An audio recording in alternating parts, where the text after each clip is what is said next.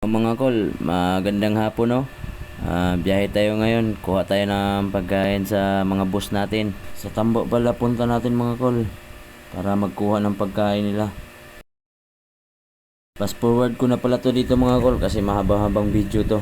Abangan nyo na lang. So yun na nga mga kol, nakarating na pala ako dito sa bahay, tapos nakarga ko na din yung pagkain nila. Papunta na din ako ng office para mahatid ko yung pagkain nila boss. So abang-abang na lang po sa video.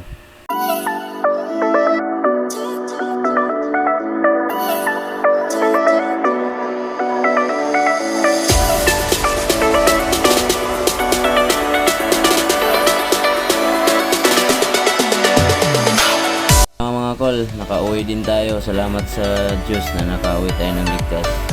Salamat mga angkol. Thank you for watching. For more and subscribe mga kol.